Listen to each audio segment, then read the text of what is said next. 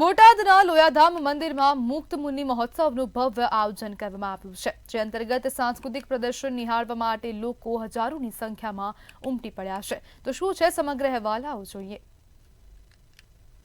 બોટાદના રાણપુર પાસે આવેલા લોયાધામ મંદિર ખાતે શ્રી મુક્ત મુનિ મહોત્સવનું ભવ્ય આયોજન કરવામાં આવ્યું છે, જે અંતર્ગત સાંસ્કૃતિક અને આધ્યાત્મિક પ્રદર્શનનું આયોજન કરાયું છે।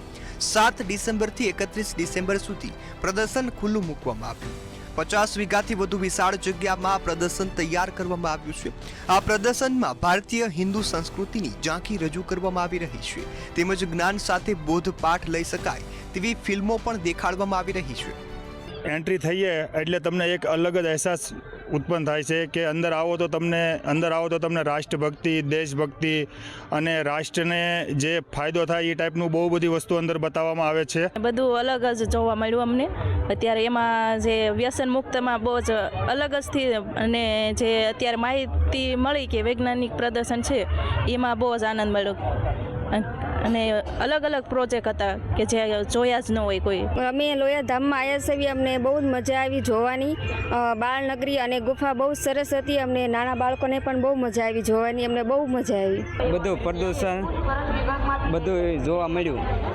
અંદર કેવું હતું આયોજન બહુ સારું। મારા જેવા અહીંયા 250 થી 300 અહીંયા સ્વયંસેવક છે, જે અહીંયા લોયાધામમાં પ્રદર્શન જે અહીંયા ઉજવાયું છે એનામાં સેવા કરે છે।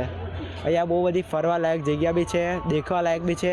મુક્ત મુનિ ખંડ છે, બાલનગરી છે, ઝૂલતો પૂર છે, બે ત્રણ એવી ફિલ્મ બી છે, જેથી કરીને આપણે કંઈ શીખવા મળે છે। લોયાધામને આંગણે આ જે પ્રદર્શન છે એ સાંસ્કૃતિક પ્રદર્શન પૂજ્ય ગુરુજીની પ્રેરણાથી 50 વીઘાથી વધારે જગ્યામાં ફેલાયેલું છે, અને આ પ્રદર્શનમાં વિવિધ સ્વામિનારાયણ ભગવાનના જે દિવ્ય ચરિત્રો, શ્રી ભગવાન રામચંદ્રજીના દિવ્ય ચરિત્રો તેમજ શ્રી કૃષ્ણ ભગવાનના દિવ્ય ચરિત્રો, એના અદ્ભુત સ્વરૂપો, એના ચરિત્રોનું અહીં નિર્માણ કરવામાં આવ્યું છે।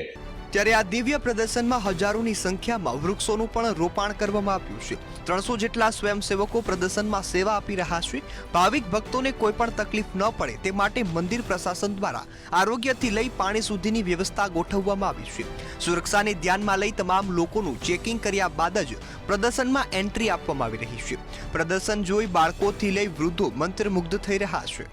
સુપ્રસિદ્ધ યાત્રાધામ કે જે યાત્રાધામ લોયાધામની અંદર જે 7 ડિસેમ્બરથી 31 ડિસેમ્બર સુધીનો જે ઉત્સવ રાખવામાં આવ્યો છે, જે લોકો છે તે જેની આતુરતાથી જે રાહ જોઈ રહ્યા હતા, તે ઉત્સવ આ 7 ડિસેમ્બરથી જે પ્રદર્શન છે તે ખુલ્લું મૂકવામાં આવ્યું છે।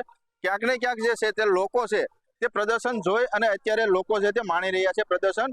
ક્યાંક ને ક્યાંક આયા જે લોયાધામની અંદર જે છે તે શાક ઉત્સવ પણ આયા કરવામાં આવેલો છે। સ્વામિનારાયણ ભગવાનને જે હયાતી હતી ત્યારે લોકો છે તે શાક ઉત્સવ 1 મહિના સુધી જે ચાલી રહ્યો છે, ત્યારે આયા અત્યારે લોયાની અંદર જે 21 ડિસેમ્બરથી 31 ડિસેમ્બર સુધી જે મુક્ત મુનિ મહોત્સવ પણ થનાર જઈ રહ્યો છે, ત્યારે આજે આયા છે તે અગાઉ જે છે તે પ્રદર્શન છે તે ખુલ્લું મૂકવામાં આવ્યું છે। ક્યાંક ને ક્યાંક આયા લોકો છે તે અલગ અલગ પ્રદર્શન જોઈ અને ધન્યતા અનુભવતા હોય છે।